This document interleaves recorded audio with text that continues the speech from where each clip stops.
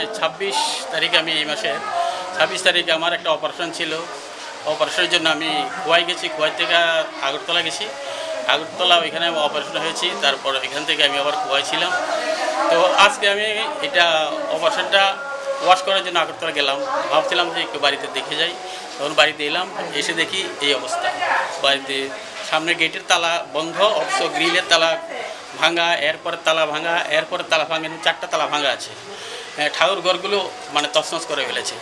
তারপরে আমার একটা বড় একটা টিভি ছিল, এলইডি টিভি, ওটা পাচ্ছি না। সিলিন্ডার ছিল 2টো, একটা ভর্তি, একটা হাফ ছিল, হাফটা নিয়ে গেছে।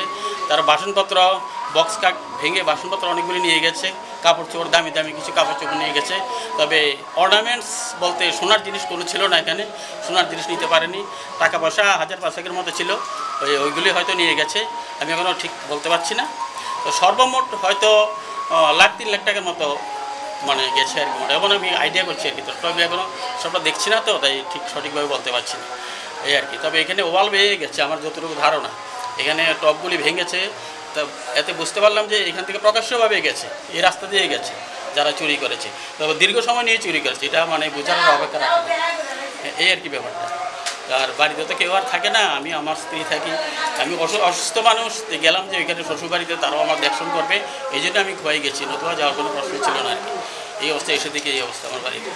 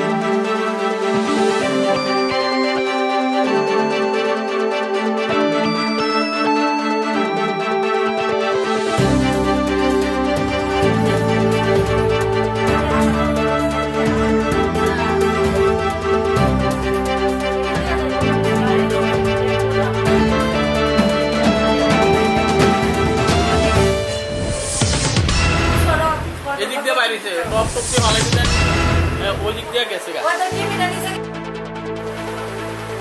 ভাঙছে।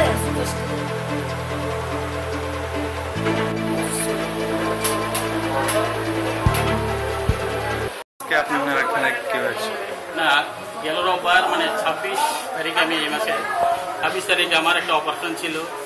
অপারেশনের জন্য আমি কুয়াই গেছি, কুয়াই থেকে আগরতলা গেছি। আগরতলা ওইখানে আমি অপারেশন হয়েছি, তারপর এখান থেকে আমি আবার কুয়াই ছিলাম। তো আজকে আমি এটা অপারেশনটা ওয়াশ করার জন্য আগরতলা গেলাম। ভাবছিলাম যে একটু বাড়িতে দেখে যাই, তখন বাড়িতে এলাম, এসে দেখি এই অবস্থা। বাড়িতে সামনে গেটের তালা বন্ধ, অথচ গ্রিলের তালা ভাঙা, এরপরে তালা ভাঙা, এরপরে তালা ভাঙা, 4টা তালা ভাঙা আছে। ঠাকুর ঘরগুলো মানে তছনছ করে ফেলেছে। তারপরে আমার একটা বড় একটা টিভি ছিল, এলইডি টিভি, ওটা পাচ্ছি না। সিলিন্ডার ছিল দুটো, একটা ভর্তি একটা হাফ ছিল, হাফটা নিয়ে গেছে। তার বাসনপত্র বক্স কাট ভেঙে বাসনপত্র অনেকগুলি নিয়ে গেছে। কাপড় চোপড় দামি দামি কিছু কাপড় চোপড় নিয়ে গেছে।